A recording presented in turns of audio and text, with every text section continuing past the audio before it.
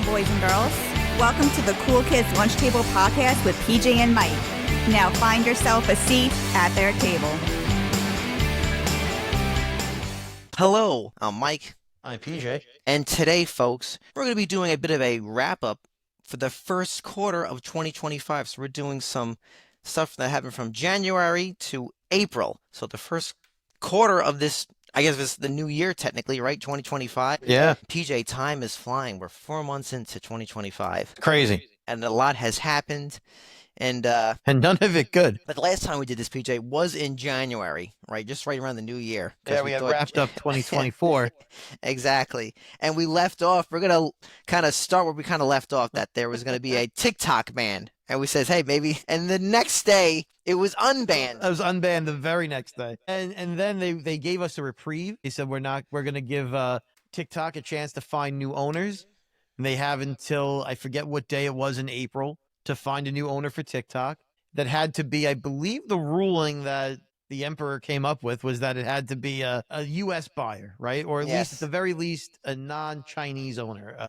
It could not be owned by a company in China. And that date came, and we were time for another TikTok ban. And then another extension. What's the fucking point? Unbelievable. I don't know what to even say.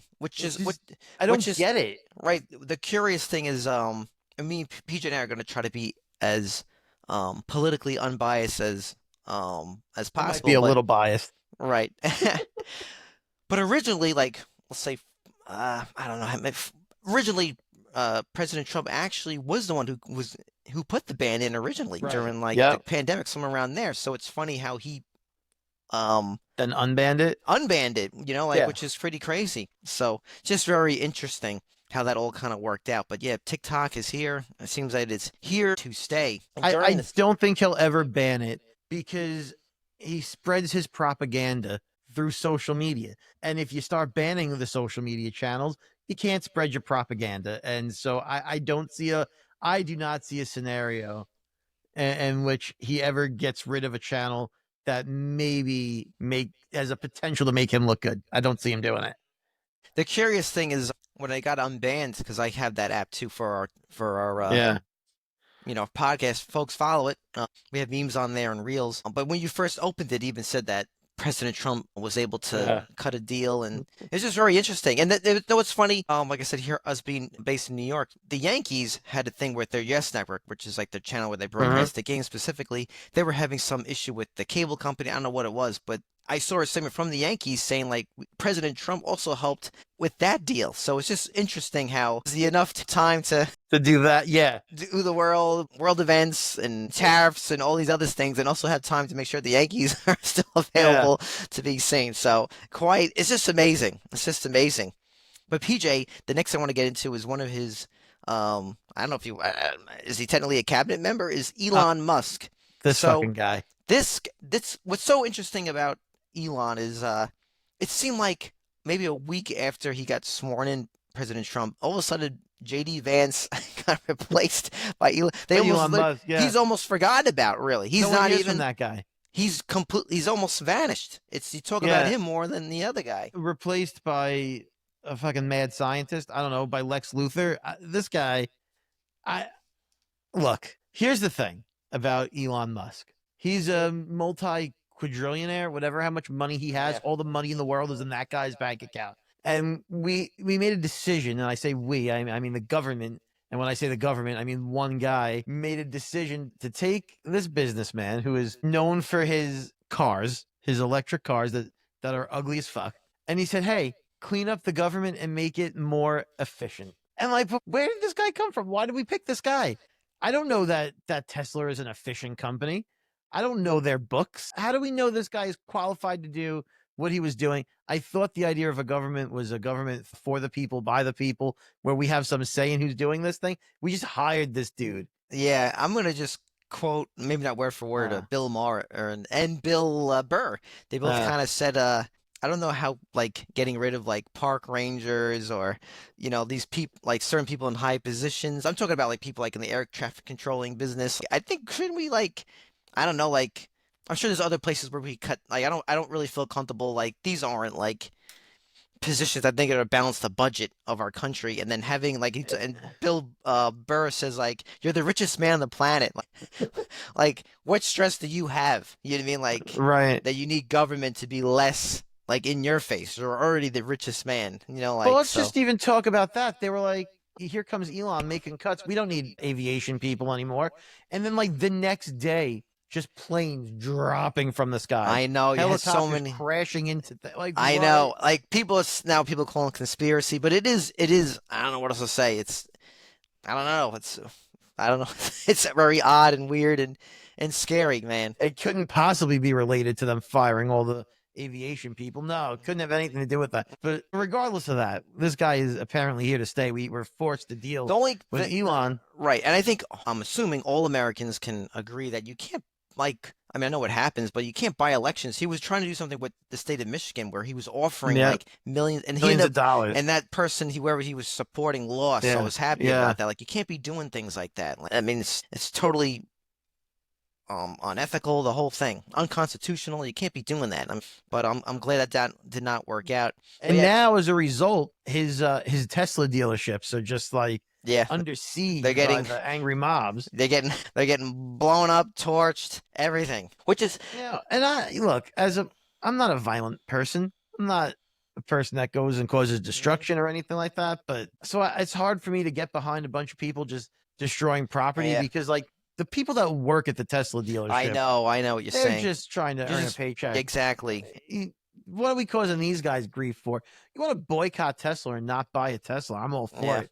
But I mean, to go and try and destroy these dealerships and offices at the Tesla, what are we doing to people? What are we doing to people? But this is the world we live in now because everything's a fucking disaster. It's sad, really. And one of the things which we'll go into the next name, X. I think people still say it because what else? That's can the you put out. What else the you vocabulary. Right. But I was like, I don't understand. Like, why would you want to? Let's say Disney rebranding its name into like calling it Waltons. Like, right? It doesn't make any sense. I never understood that thing. I don't like the word X too. I don't like that sound. The other thing that he did that I am against with Twitter, which didn't happen this year, but since we're talking about it, was the fact that you can buy verified. Yeah. You could buy a verification. But is it the check or whatever it is? Yes. Now, the idea of that blue check was always so that you knew that what you were reading was coming from someone that wasn't an impersonation or anything else. Legitimate. Yeah. Right. So you earned it by proving if you're a government official, if you're even an actor or whatever, you know that what's coming out isn't coming from a fake news or a fake source. But if you could just buy the check mark, now what winds up happening is someone buys a check mark and puts some wacky shit on there. And people just believe that it's real because, well, it came from a verified account. It's not a great idea to be able to buy yourself. We could buy a blue check if we want, but it's like, it just doesn't make any sense to me that you would allow this because you're making it harder to know what's real and what's not real. Although maybe that's the idea. If you don't know what to believe, you just believe anything. Hey, 1 + 1 is 3, right? So yeah. But the other thing that's been also, I think the best word to describe it is just chaotic and alarming is our stock market and tariffs. And I don't care what other side of the political realm you are. Can we all just admit that this isn't normal? Like, it just doesn't seem like this doesn't feel normal. Like, no, how is this not? Because it's not normal. The stock market went down like a ridiculous amount of money. So many people lost their 401ks last week. It's wild. I am so dialed in on the tariffs because it impacts me directly with the business. Right. And, I don't know if people know this or not, but this is how it impacts me. And this is why I'm following it is comic books, like single issues, like next week's issue of Superman or whatever. Those are printed and shipped from Canada. Oh. And people don't know that, but they are. The plot thickens. Yeah. So I've been really tuned in. Now, if you get like a collected issue where like an entire storyline, they're collected in a trade paperback, it's one big book. Those are printed and distributed and shipped from China. Wow. Interesting. And obviously I can't believe something like that's not even printed in America. Not printed in America. Anyway. It's too expensive to print in America. That's another episode we can have. All right. Because there's a lot of interesting things that I've learned since, but I won't bore everyone with the details on this episode. But toys, obviously, you buy an action figure. It says right in the box, made in China for most of them, made in Taiwan. So I have a comic book and toy store. I have to then sell comic books and toys. It has become very difficult to balance a budget for a business because I don't know how much I have to pay for things, because the publishers and the distributors don't know how much they're paying for things yet because of all the tariffs. So Todd McFarlane, I think everyone has a somewhat of knowledge of who he is, especially if you listen to our show, you probably have an idea of who he is, because we always talk about movies and comics. He's the creator of Spawn, has his own line of comics, right? He has raised the price on his toy line already. I think the average price increase is going to be $3 to $5 per action figure. Maybe a little bit more for some of the more expensive figures. These are already figures that retail for roughly $25-26. Now your action figures are going to be closer to a $30 price point. He Spawned for the longest time as an Image comic book, held the line at $2.99. They were the last like $2.99 comic book. Up until this week, they have now been increased to $3.99. It went up $1. So it is impacting the comic book industry. However, they just came out with, and this is what I find just wild. This guy's tariffing everything, right? We saw the news article. He's tariffing an island where only penguins live. Like there are some countries that have like 150 something percent tariff. He came out with a formula as to where they came up with it. The formula made no sense at all to anybody. Everyone looked at it and were like, well, this isn't how math works, but whatever. Then they come out with an article or an addendum to the tariff, I think last week, where comic books will be exempt from tariffs. Look, I ain't going to look a gift horse in the mouth. Right. Don't tariff my products. I'm more than happy to accept that. But why? Where is like the line drawn? Is like Barron Trump sitting in the White House somewhere and he's like, oh, no. I read comic books. You can't. That's right? Really, maybe it's like, hey, do it for the kids kind of thing. Or is it like Elon, who might be the real life version of Lex Luthor, is like, if I can't buy my Superman comic, I won't know my next plot because I have to steal from Lex. I don't know how comic books escape the tariff. I'm so glad they are. Is that any kind of certain print like media, or is it just, as you know, just comic books? It seems. It seems like it's just comic books. Well, I mean, I say that, but that's really all I'm looking into, right? Is how it affects of course, that industry. So maybe it is other ones that I don't know about it. I just thought that was a really weird exemption. Yeah, like comic books I'll take it, but I don't really get why. And the other thing, maybe someone will hear us say this. People don't get it. America pays the tariffs, people. America pays the tariffs. You can put tariffs on imports from China, Canada, whatever country you want. The businesses pay the tariffs and it raises your prices, because if the business has to pay the price, it gets passed on to the customer. And you're not moving all this industry back to America. Try as you might, you won't be able to do it. And even if you do, it's more expensive to do things in America. Your prices are still going to get jacked up. If you're trying to save a buck, this isn't going to help you. No one wants to hear that. Wild times. Also, if you remember, because tariffs are essentially a tax. You guys remember there was a Boston Tea Party year? remember a few years ago that thing that happened at Boston? Yeah, you guys remember that one where they threw all the tea in the water because there was supposed to be no taxation without representation? Why are people okay with what's happening? I don't understand. I'm trying to be objective as possible. And I'm sure, I know this, it sounds like a lot of the decisions are impulsive, because then later on they backtrack it. And I don't know if it's people claiming market manipulation, all that stuff, but I think we can all agree this doesn't feel normal. Either it's planned out, which is not right, or if it's not planned out, how is this sustainable? How is this, I don't understand like, I'm not in economics, but I'm not sure how it's productive. You know what I mean? And they keep changing their minds because things happen that they're not expecting because they thought nothing through. There's that's what I was saying. Going into it. There's just no thought. Yeah, when we make impulsive decisions, folks, we tend to later regret them. So in the moment we feel very good, and then later on we're like, oof. All of us have done that in our lifetime at some point. Yeah, like buyer's remorse. You go to a store, you buy a bunch of shit, you get home, you're like, probably didn't need to do that. Yeah, exactly. Exactly. But it's a lot different, going back to Target and making a return than it is to upheaval of everything happening in America, and then the next week we'll take it back. You've already caused the damage. I kind of feel like right now, because I feel like the rest of the world kind of dislikes us. I kind of feel like, oh yeah, it's like when maybe like your parents are fighting, or like your parents are like mad at maybe the neighbors, and you're just kind of caught in the middle, like, yo, can I still hang out with Frank? Like I still want to visit, like, Paris. Are we cool with them? Like, I don't like, yo, guys, yo, it's not, I know our parents right now are getting along, but everything's, it's like, it feels like that. It feels like, like, I feel like I'm like, we're at the kids' table, and everyone else, and the adults are fighting, and I'm like, oh my God.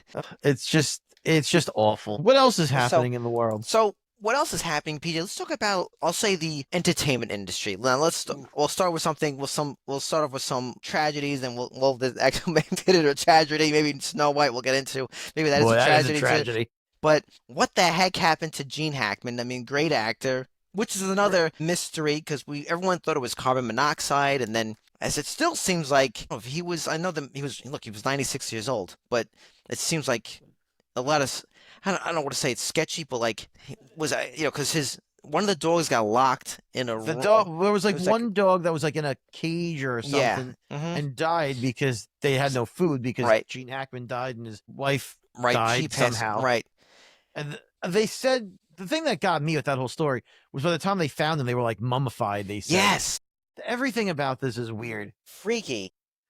Do they actually say what the real cause of death was for him? It was some kind of like I don't know if it was just kind of like natural causes, or his wife. Well, I mean, that makes sense. It seemed I think she passed away first, and I think because of his he has some kind of Alzheimer's, he wasn't able to take care of himself. And then he died. Yeah, like.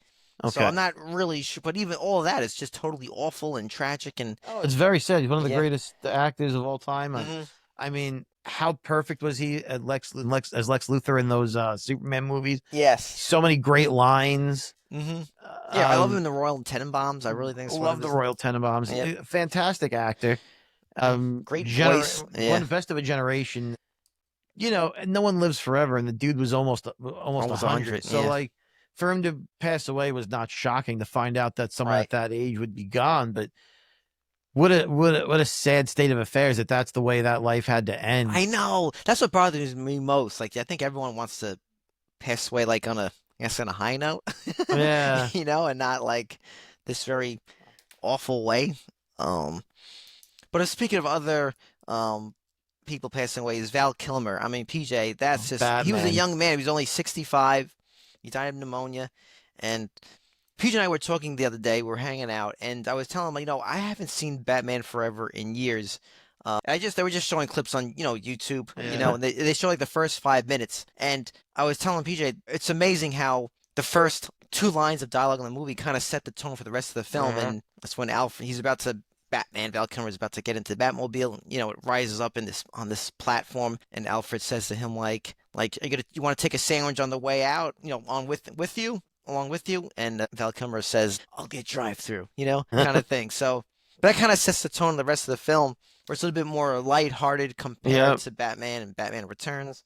One of the things I'll say about Batman Forever, specifically in regards to Val Kilmer's portrayal, look, I think we all know that those first 2 Tim Burton movies are classics and arguably the best Batman we've seen on film ever. Some people have that opinion, and it's hard to argue they're wrong, right? I think Val Kilmer had more character development for Bruce Wayne in Batman Forever than Michael Keaton had in his first 2 movies. Yeah. There was all that psychological stuff where you get to see like the trauma of what happened with his parents. They play through that in that movie. You see more flashbacks of how it impacted him, and I think there was a lot of character development and a lot of acting that Michael Keaton didn't have to do in his 2 movies, because I just don't think those are the movies Tim Burton was making. Yes. And in Batman Forever, you got to see a different side, and I think Val gets overlooked for what he brought to the Batman on film franchise. I really do. I like Batman Forever quite a bit, but take the Batman out of it. He's great as Iceman and in Top Gun. He was great as in the Doors movie as Morrison. Jim Morrison. Yep. Morrison. Just so good an actor. Yeah, one of my favorite movies. I know we talked about in our previous episodes, like best underrated, overrated movies of the 80s and 90s, and I talked about how I loved the movie Real Genius. Great movie. With I love that movie. And he's really a guy who had like tremendous. My friend Mike, who's been on this show as well, he was almost like a Gary Oldman. He's played so many different characters.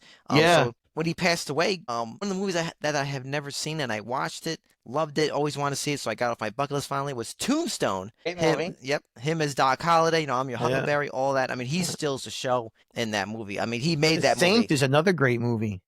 I haven't seen that movie in decades. I have to rewatch that. It's another. I mean, he has a lot of great hits. The dude was really, just top notch, good looking guy, great personality in the movies. He even after everything went down, I know he had the cancer and he wasn't able to talk anymore. Still was able to give some funny performances, memorable performances. He showed up in Jay and Silent Bob. He showed up as Blunt Man. Even after everything, he still was an entertaining actor. Such a loss. I really felt bad when I learned about the Kilmer passing away, because he's so great. Yeah, and I love he has a small part of the movie, Heat. I mean, everyone loves that movie. It's so good, and his part's small but mighty.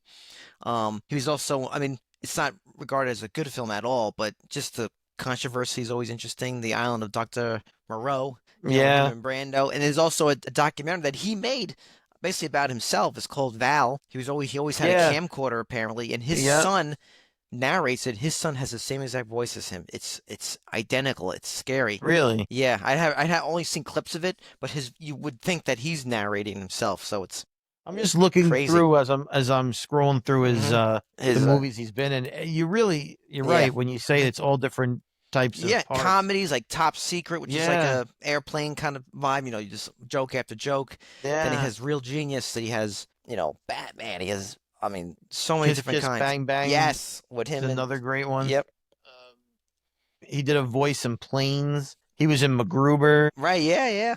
Mm-hmm. He did a lot. And, I saw a live clip. He did. Who's one of my favorite, I'll say, people on Earth. I wasn't around when he was alive. Was Mark Twain, but he did a whole performance. This limited performance as Mark Twain. You can see clips of it online. It was excellent. And supposedly someone says they have the entire show recorded. So I wouldn't be surprised if it shows up somewhere. Yeah, or they release it, something special. But yeah, he nailed it. 1 minute clip that I saw him as Mark Twain. So, but PJ, there have been other tragedies in Hollywood. We have to talk about Snow White. Man, we knew. We talked about this months ago. We knew it would be bad. We knew it was going to be bad. I haven't seen it yet. I haven't seen it. I haven't seen it either. Let me be fair. Look, I haven't seen it, folks, but I'll say this. I've seen clips. She does. What's her name again? Rachel Zegler. She does have a good voice. Yes. I've seen that. I've seen her sing the Whistle While You Work. Yeah. They put that out, like the whole song. Mm-hmm. She sounds fantastic. Yeah, that I will give her credit for. But the rest of the movie, I don't know, people. Do I really think it deserves a 1.3 on IMDb? I don't know if it's. Is it like the lowest rated movie on IMDb at this point? Look, let's be real, folks. I don't think it's worse than a movie like Dragon Ball Evolution, movies that are really terrible. I don't think it's maybe it's a 4 out of 10, maybe, or just a 5 out of 10. Let's be realistic here. I'm sure it's getting lower rated because of how unlikable she is. And she got trolled, and then just the other concept, with the dwarves. Originally they were CGI. They were a band of they called them bandits, I think. So a lot of rewrites. But I think I sent you maybe a week or two ago that thing from the producer's son. Yes, where someone called out the producer of the movie for having to fly across the country to reprimand her. Right. And they tried calling this guy out on it, and his son went to his father's defense and was like, yeah, my father did have to do that because he was entrusted to produce a multi-$100 million motion picture where other people's paychecks are dependent on the success of this film. And this person goes into essentially business for herself, makes it all about her, pisses everyone off, ruins all of the publicity for the movie. And now no one wants to see it. And you know what? You have to take responsibility for your actions. The things that you do impact other people, and you're in a movie that's a huge budget picture, and you thought about no one but yourself with the things that you said. I thought it was actually the things I don't have it in front of me, all the things that he said, but I thought what he said made total sense. I think he hit the nail on the head that she comes across as very selfish, entitled brat. Yeah, I think it's fair to say. And I don't know if that's how she is in real life, but that's how she's coming across. Mm-hmm. Yeah, and I think one of the funny things is, and I feel kind of bad actually in terms of just collateral damage that now Gal Gadot is like, now no, she's in the crosshairs. She's in the crosshairs just for being a bad actress now. I mean, she's probably just like, I didn't even say anything wrong, and now she's getting, I mean, oh my God. I mean, blasted. She's not the best actress, Gal Gadot. Right. And that's fine. But now she's in the crosshairs not only for that, but everyone has like just hating on her because she's from, I guess, Israel. Right. And then like out of nowhere, this poor girl is just trying to act. I know. She's not she lives there anymore. She's not doing anything yet. And they're calling her like a baby killer and all this other stuff. Well, she was like, I just want to make movies. Yeah. So I feel sorry for, I really do, because I feel like she didn't really bring, like, you could say, look, she didn't deserve. Yeah, like her, but I mean, like, I know she did that thing, but a lot of celebrities did during the pandemic. They sang "Imagine," but she wasn't the only one who did that. A lot of people were in that video. You know who else I feel bad for? I do not know the actor's name, but the guy who plays the prince. Yes, even him. She goes on TV and says we could cut out all of his parts. It won't change the movie. This poor guy. Yeah, I mean, if I was him, I'd be like really upset. I'd be like, yo, that's really rude. I'd be like, what the fuck? My God. Disaster after disaster with that movie. Maybe what Disney needs to learn from this, we learn from our mistakes, is we don't need live action remakes of every fucking movie we've ever had as an animated movie. Maybe it was okay to just have them as animated. Maybe we don't need to keep doing this and these things won't happen again. Yeah. I agree. Well, supposedly they canceled the Tangled live version, and I heard that. I think some movies could be really good in live action. I think Brave would make a really good live action movie. I don't want to see any more live action remakes. Unfortunately, they ruined it with this one. Yeah. We'll have to get through. Well, none of them are really that. The best one was Jungle Book, no question. And then I do like Cinderella. I think that's one of the. No, it doesn't really get enough love. That one's actually pretty solid. The rest, I don't know if I've ever actually seen that one. But all the rest of them are so forgettable, boring. What was Beauty and the Beast? They did Beauty and the Beast. I don't know. The design for the Beast was horrendous. Yeah. I didn't. Yeah. I mean. Yeah. And I just want to say this. Aladdin actually wasn't terrible. I didn't see that one. I didn't. Aladdin wasn't terrible. I wouldn't have picked Will Smith to be the genie, not because of the slapping or anything like that. That was prior to that. Prior to that, I don't think he was a good choice. I would prefer someone, I don't know, a little more animated, because you're replacing. Yeah.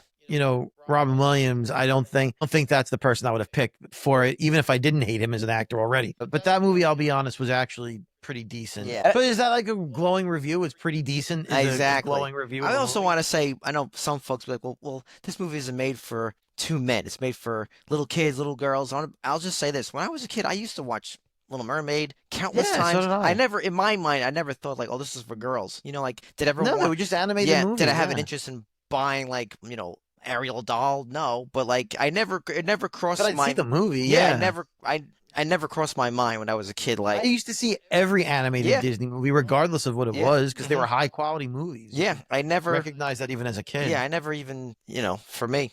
Yeah. But PJ, I want to talk more about movies. I want to talk about the Oscars real quick, because we did have our Oscar predictions. We did, yeah. I liked how Conan hosted the show. I felt very authentic, and I thought it just.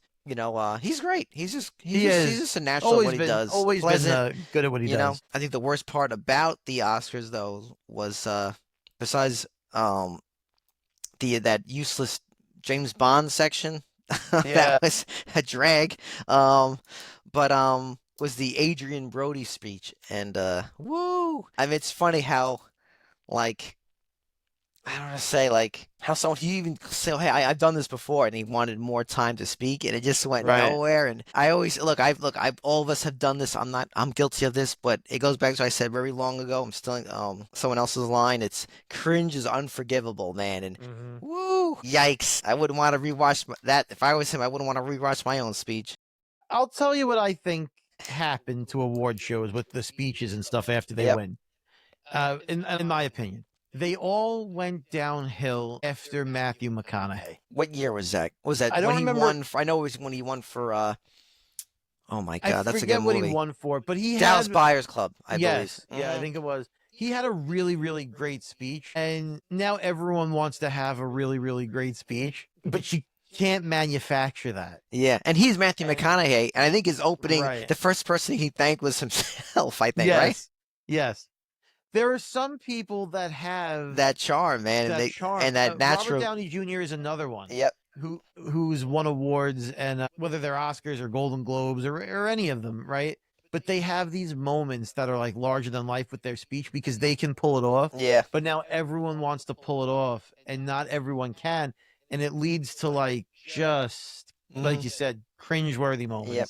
I said this before. For me, I think the worst, not in terms of who won or anything, but the worst like vibe of the Oscars was in 2019. So a year before the 2020 was when I remember Joaquin Phoenix won for Joker. Joaquin was that whole award ceremony. Everybody's speeches was political, boring. Yep. Oh my God, it was dreadful to get. That was probably the worst one. I'm not saying who won. Those people who won, I can't remember, but exactly. But the things that they say, they make it about. Yeah, it doesn't. I feel like I agree.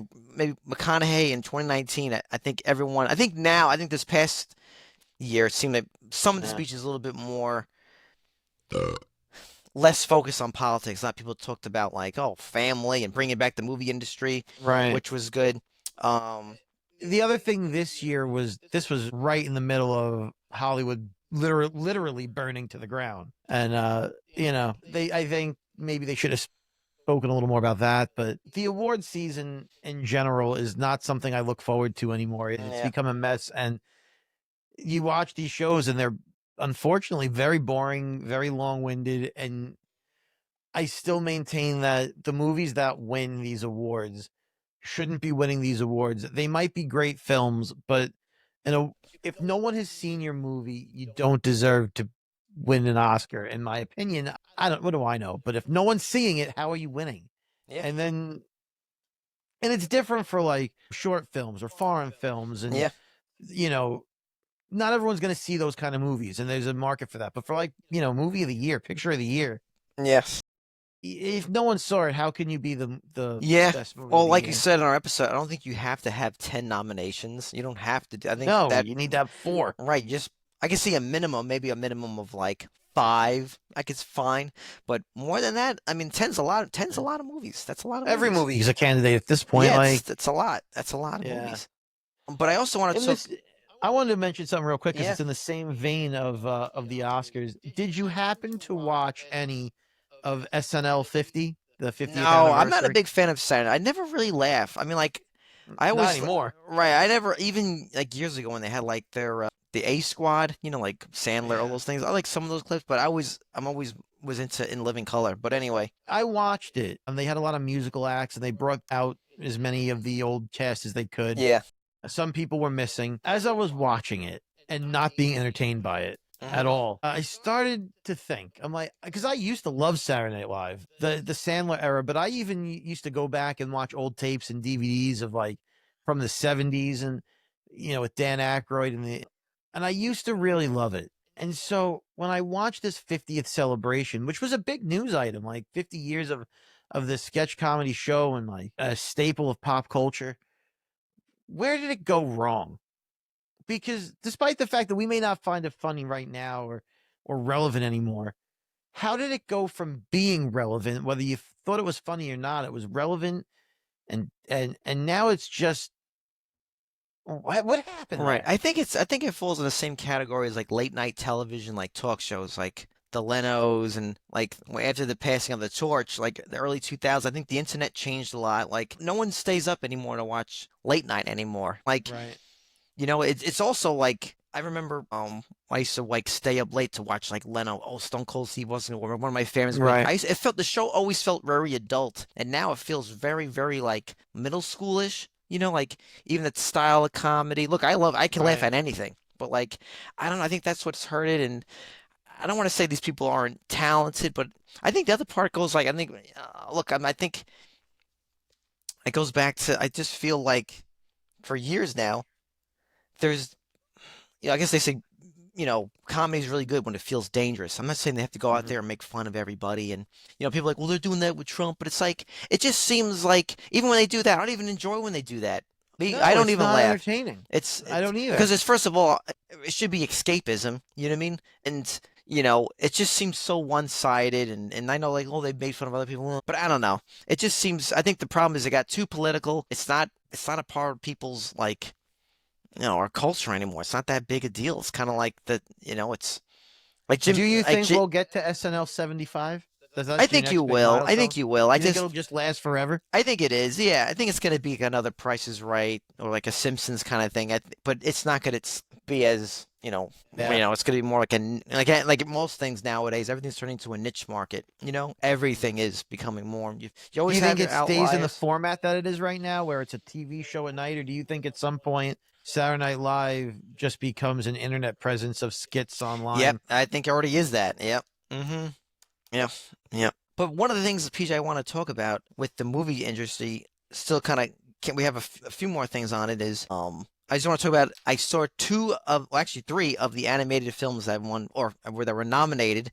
Okay. For best animated film. So I saw Inside Out 2, which was good. I know we talked about in our review from last year, and it's fine. I don't think it deserved, and it didn't win for best animated movie. Fine. I saw The Wild Robot on a plane ride or plane. That was very good. It's kind of basically it's about like a humanoid robot that crash lands like on a deserted island. There's animals there, and it takes care of it becomes like the surrogate mother of like an injured bird. Okay. So that's what it is. But it's comedy in there. It's cute. Very good. Excellent. But I saw last night Flow, which did win Best Animated Film, and it's a very emotional movie. There's no dialogue in it. All the animals that are in it, it kind of reminded me of Homeward Bound meets the movie Life of Pi.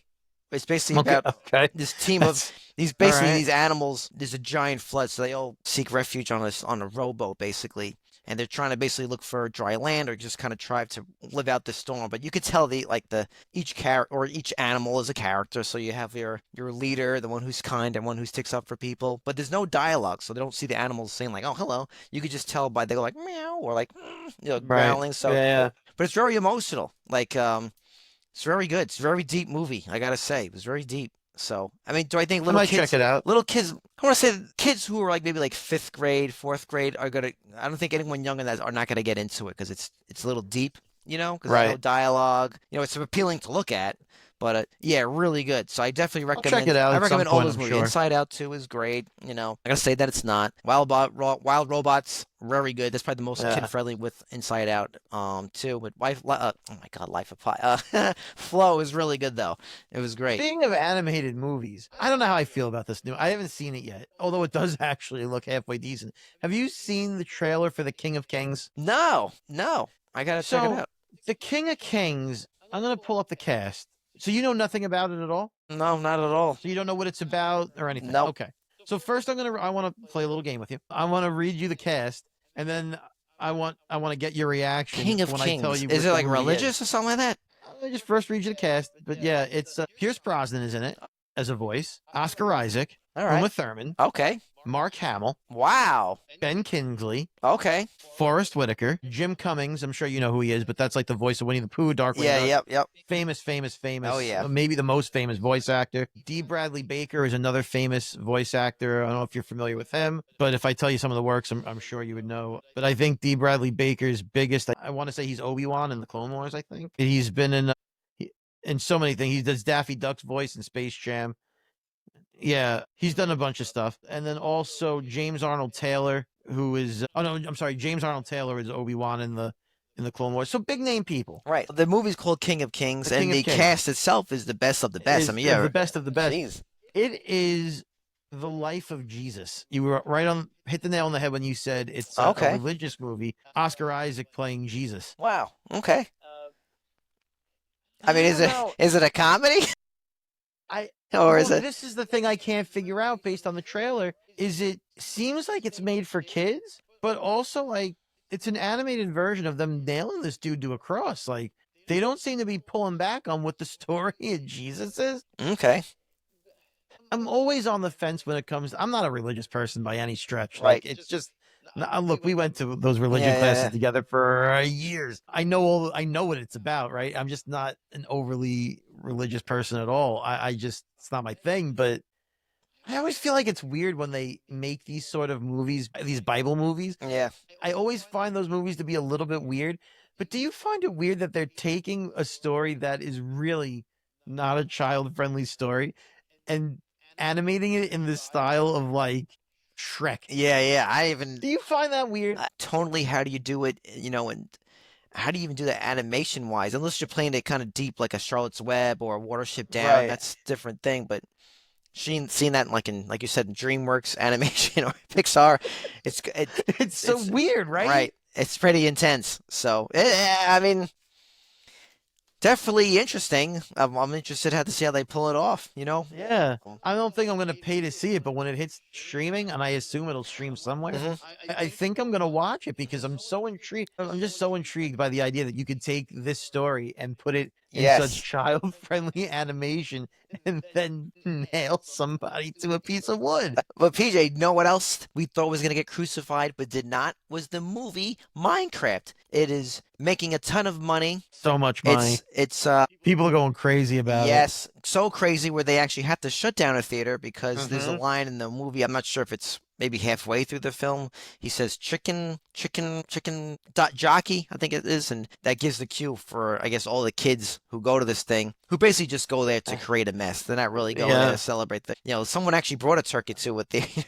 I don't know how they snuck that in, but yeah, they had to call the police at different stations. Oh my God. But I think the thing to take from this, though, I'll say the positive. Look, I'm not down for vandalism, like we said, but if you can make going to a theater, like for that theater experience where I'm not saying like you throw popcorn or ruin it, but have it where you make it like an event, that's how you get them back. Besides the movie, I mean, I heard this movie's not good. Yeah. Technically, it's maybe an average, film, 5 out of 10 or something. But yeah, I think I heard there's Jack Black is like the only saving grace. yeah, and Jason Momoa, I think too. He's got a lot of charisma. He's supposed to be pretty good. Yeah. So, but PJ, the other thing that we saw that might save the comic book movie industry is the Doomsday cast reveal. Just like the King of Kings, PJ. Yeah. That's the savior. Robert Downey Jr. is the savior, and they're bringing him back in a different version, in a different timeline. Did you watch the reveal? First of all, it was like a hours-long event, and then after the hours-long event, like the next day, they cut it down to like 35 seconds, and it was the same exact thing. Yeah. I was when I checked it out, like they show all the chairs with all the actors' names. Yeah. I just honestly, I just kind of laughed out loud because I was like, it's so ridiculous that every single person ever is in this movie. This movie's gonna be 12 hours long. How can you fit this many people in a movie? My question is, I mean, I'm assuming they're gonna make part 1, part 2, right? They're not gonna do all this kind of Doomsday.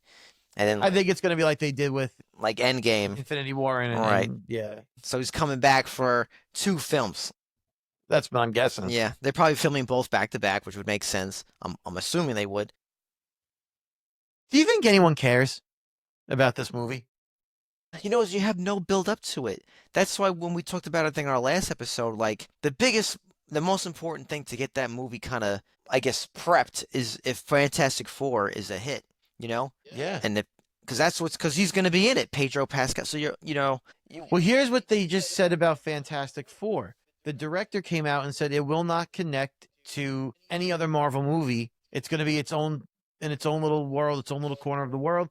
There will be no after the credits. Who knows if it's true, but he said there'll be like no after the credits scene tying into anything. There's not going to be any references to any other MCU movies within the film itself. And then he's just going to show up in Avengers Doomsday. It doesn't make sense, right? I don't even know.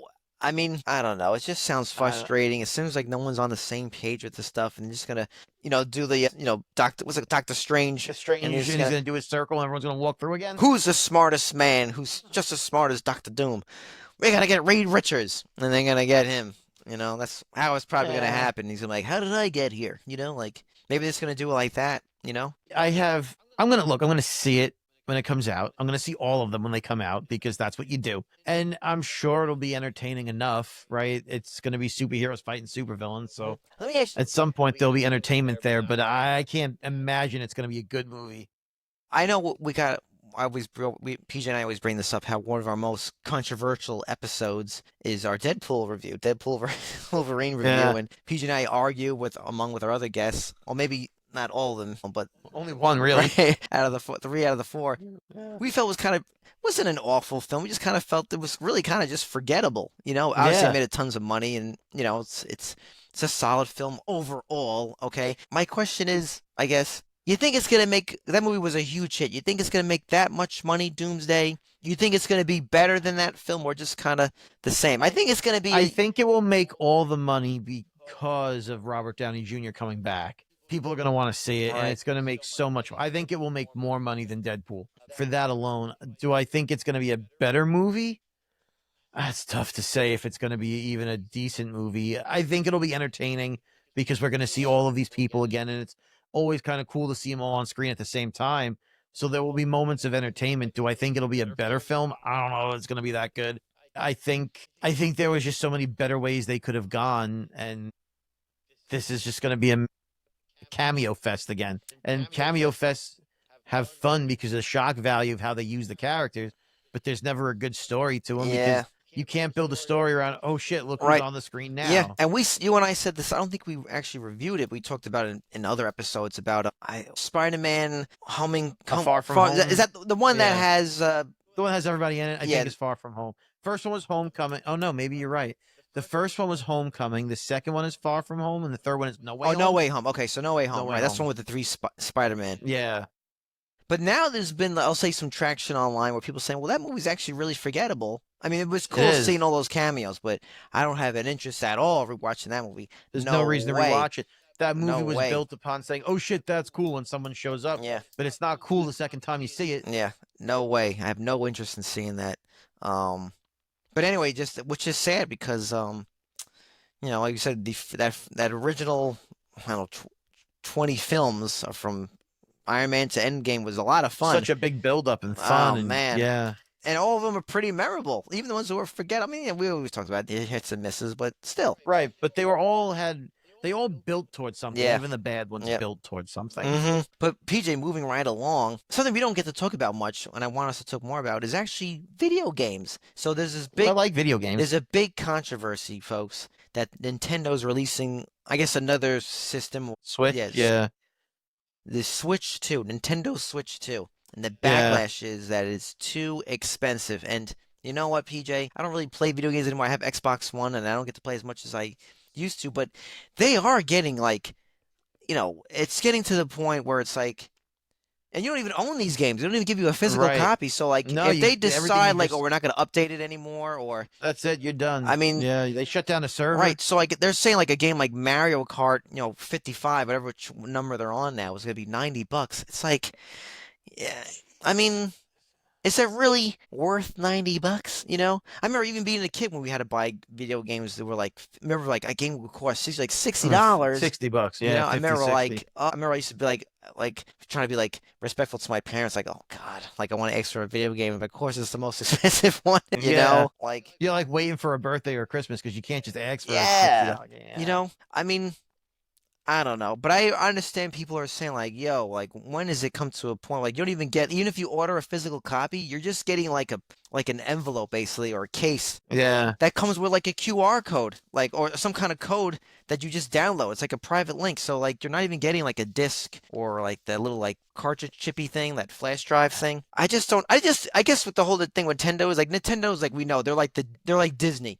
They're the numero uno, and they kind of set the tone, because now if they're going to charge $90, everyone else people are saying the next Grand Theft Auto was going to be $100. I heard it might be more, $120. There are certain right now, if you want to buy Madden or you want to buy the new WWE games, right? There's the regular edition that's $60, $70, whatever it is now, or you buy the mega edition, the ultimate edition of these games, and they're charging you $120 now already. So at some point, it's going to be standard that you're paying $120 for a video game. So the cost of 3 video games is the cost of buying a system. It's crazy. It's just not, and you're never gonna stop new systems. But part of me just feels I'm so tired of I can't even imagine people who collect stuff. I mean, just all these things. Now you have emulation. It's you're just collecting junk and obsolete. I don't know. I still like to play a video game. I don't have time is the other problem. Yeah. And when you don't have time to play them as much as you want, it's much harder for me to say I'm going to go out and buy a $100 video game if I'm only going to get to play it a couple times a month when I have some free time on my hand. Am I really going to want to spend that much money on it? That's where it becomes a decision as to how much money I'm going to invest. I like to play the Madden video games. I'm a football fan. I love playing Madden. Mm-hmm. I like to buy the new NHL games every year because I'm a hockey fan. and maybe this is a good segue for our next topic when we talk about sports, but I'm not going to necessarily spend $120 for a sports game if I barely have time to watch the sport. I certainly don't have time to play the game. And why am I going to invest this much? And a kid's going to spend $120 on a video game? How does I don't know. I don't understand how video games last at this price point. It seems ridiculous. I don't know. Maybe I'm an old man yelling on a cloud, but I don't get it. Mm-hmm. I know technology becomes expensive, and so you can't help but raise the price of some of these things. Yeah. Mm-hmm. I don't know. It's crazy to me that it's going to be $90 for a Nintendo game. Yep. And Nintendo are the ones geared towards kids, usually. And the most frustrating thing is, in my opinion, with Nintendo, kind of like almost like Disney, is how many Zeldas are we gonna get? How many Mario Karts? How many? Oh my! I mean, come up with something new, man. Like I don't know. Mm-hmm. I'm just. It's like you get the new system, you get the new version of that. It just seems like, oh my God. Like PJ, we're going to talk about sports, guys. So quick news things. Well, I think people might know this, that the Tampa Bay Rays, they're playing at Steinbrenner Field in Florida because their stadium, Tropicana, got blown out by their hurricane. So they're using, which I think is probably in their better interest, a smaller stadium, that's where the Yankees play preseason games. That's their preseason stuff, right? I saw some Spring videos. It looks, they did a great job. I got to say, like, kind of making it homey. They put the nice flags up. The only thing, there's no Yankee shit around. It just says, Steinbrenner Field, but everything else has Tampa Bay, regalia, blah, blah, blah, blah. So I think they did a really nice job with that. And I kind of hope, because I like Tampa Bay, even though they've been such a thorn for 20 years now to the Yankees, I really hope they find a new city, somewhere they can really be, adored. They don't have it in Florida. And like, they should not. People are like, oh, they should sell the team. Just get rid of the owner. He tried to build. He wanted to build. They were supposed to build a new stadium there, but they don't draw enough people. You better go maybe back to Montreal. Maybe go, I don't know, somewhere else. I don't know. Somewhere where there's no team. I think the problem with Florida sports in general is Florida is filled with so many transplants from like New York, New Jersey up here. Mm-hmm. When you go move down there, they're not going to the games because they're Yankee fans, they're Mets fans, they're Ranger fans, Red Sox fans, Knicks fans, right? Because they moved from the north, they went to the south because they don't want to be in the cold anymore. Yep. And they're not going to the games. I think that's a rough state to have a franchise in. Yep, I agree. Because you see it with all of the sports, like the Florida Panthers and hockey, like terrible attendance. Yeah.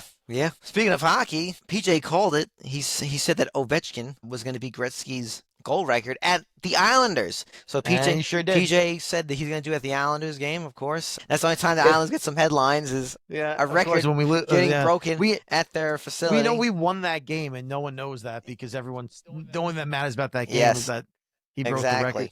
Gretzky had a lot of nice things to say about the Coliseum and playing against the Islanders. And look, I like Ovechkin. He's probably one of my favorite hockey players of the last how many years he's been playing. I'm happy he broke the record. If someone had to do it, I've always said I'd rather it be Ovechkin than someone like Crosby because I can't stand Crosby. I was going to say, he's going to break it, Crosby. I don't think he will. Really? I don't think he'll ever break it. I don't think he has enough goals to even get there, and his career is winding down too. I think Ovechkin's will stand for a while. Okay. Because Ovechkin's going to probably play another season or two and pad this number. What I thought was cool is Gretzky originally set the record when he broke it the first time. I believe it was 802 goals, but he set the record against the Islanders. And then Ovechkin broke the record against the Islanders. It sucks that it's my team that always has to be the losing end of this record, but I thought that was pretty cool symmetry. As George Lucas would say, it rhymes. I thought that was pretty cool that we're involved in history twice, even if it's to our detriment. But, good for Ovechkin. I hope he I hope that he gets to keep that record for a while. Yep. I do think it was a little ridiculous that they had to stop the game for like 10 minutes to do a ceremony as soon as it happened. I agree with that. That could have waited for a post game. Yeah, I agree with that. I mean, I don't think you're stopping the game of play to do that. I can see everyone's jumping around and singing and dancing for a minute. Yeah. That's fine. You want to wave to the crowd. Okay. And you said, but 10 minutes, I think that's... They should have done a post game. Yeah. The Islanders still won, and on the grand scheme of things, it didn't matter because the Islanders were never going to make the playoffs this year. But if you're a team that's like on the bubble and you need to get these wins and you have momentum because you're winning, And then to do that, you halt the momentum. You could really hurt a team's progress. Yes. It didn't matter because the Islanders were so terrible this year. Yeah. But what if they weren't? What if they really did have That's that a really chance? valid, totally valid touch. I don't, like I said, remember I said earlier in the episode, like, about, like, everything's a niche market now, so it's only big to that community. But, like, I just remember, like, this would be huge, man, back in the day. Like, the breaking Gretzky, that would be huge. That'd be, Now it's like, okay, like, yeah. or, like, even just fights. I said, like, I'm not a big UFC guy, but, like, I used to watch every fight. Every month seemed like there was a big, Yeah. fight. A title fight, a big or just a grudge match. I mean, like, did Conor McGregor retire? Like it's just you not have as big anymore. Or, like, I know Ronda Rousey, but, like, all those characters were, like, larger than life. And, I know people always say boxing and fighting is the best when it's a circus, but those were huge fights, even if they weren't those kind of cartoonish characters. But, like, where are the big fights? Where are, like, these big NBA rivalries? Where are the, like, you say what you want, but, like, there ain't no heated rivalries anymore between, like, Yankees and Mets. Nope. Yankees, Red Sox, or, like, Doesn't like, when we anymore. play the Red Sox, I'm like, I still want us to win, clearly, or when I played the Mets, but I don't have it, like, I used to have disdain, like, oh, I hate Varitek or Pedroia, all these great villains, and the Jose Ray, like, these, or whatever. Maybe you dislike seeing Mariano come in. Right. But now I'm just like, I want us to win, but I'm not like. I think there's a few reasons. And I'll say the biggest reason I think is it's too expensive to go to a game. Agreed. Yep. It's not affordable anymore. Yeah, even the parking is ridiculous. Even the parking is ridiculous. I never had season tickets to the Islanders. My favorite sport is hockey. My favorite team is the Islanders, right? I never had season tickets to the Islanders. A friend of ours from high school did, and he used to let me tag along to almost every single game. Shout out to Johnny Karcher. I used to go to almost every game with him because his family had 3 tickets, and he used to always give me one. I can't imagine a scenario now where someone would buy 3 tickets and not use the third one. You know what I mean? Because it's so expensive. Parking for UBS is stupid expensive. But then even if you think about like a baseball game or any of these games, a hot dog, the price is ridiculous. The price of a beer is ridiculous. It's absurd. I think that's the first reason why sports is not as big as it. The allure is watching it in person. You can't go to every game, obviously, but you used to go to a bunch of baseball and hockey for sure. You could go to a ton of games a season, right? There's 160 something games, there's 80 something games for hockey. You should be able to go to 10 games this season, and you really can't anymore. Football has always been a little more expensive and harder to get to, but you've even priced people out of that. And I feel like nobody cares about basketball. So I think that's the first reason. The second reason, I think there hasn't been a successful New York team in a very long time in any sport. So it's like it takes you out of caring. So maybe in other regions, maybe it does still feel a little bigger than it does here. But, the joke with the Mets, I'm a Mets fan, and after the first pitch, that's the season, right? Like, it still feels that way. The Jets are perpetually going to be bad. So that takes the fun out of it. And I think the other thing is there are no big personalities or stars. Yeah, I agree with all those points. Yeah, you don't have those kind of personalities. And I think all of these games, the pace of play, the competition level is not the same. Like they're not. I'm not saying they're not talented or just as talented. Maybe they're even more talented. It just seems the games just seem meaningless. I mean, meaningless. Yeah. I was watching an old episode of Lois and Clark, The New Adventures of Superman from the 90s, and Steve Young showed up on it as a character in an episode. The reason I say that is because sports used to be so big that TV shows would want the athletes on an episode as a character. You would never do that now because there's no one big enough. LeBron? Yeah. Is he the biggest guy? He was in Space Jam, right? He's the biggest athlete. He's probably the most famous athlete next to maybe Kelsey at this point. And Travis Kelsey's only the biggest name in football because of who he's dating, not because of him. And Travis Kelsey is arguably the greatest tight end of all time. And the only reason he's in the news is because he's with Taylor Swift. It's like sports don't matter anymore. It's sad, It really is. Yeah, it really is. It's really sad. It really is. I guess we'll end on that note, PJ. It's on a sad note. So we went through a bunch of news stories today, and what I found is that none of them were positive. The only positives I think we could take away from this, folks, is check out some Val Kilmer films, check out some Gene Hackman films, check out the movie Flow, Wild Robot, and Inside Out 2. Those are some old. I don't know, try to watch sports again. Try to save your money. Don't make impulsive decisions, whether it's for the stock market or anything else right now. And yeah, if you haven't listened to our previous episode about our the movies that are the upcoming movies of this year, they're pretty solid. Even though there are a lot of reboots and remakes, they're definitely we're more excited to see them than compared to last year's. So, but yeah, anything else, Mr. PJ? No, I don't think so. All right, cool. You know the deal. Same time, same table. Have a good one. Boys and girls, lunchtime is over. For more information, visit their website at coolkidslunchtable.podbean.com. Follow the boys on all social media platforms. Just search Cool Kids Lunch Table Podcast. Now get to class before you get detention.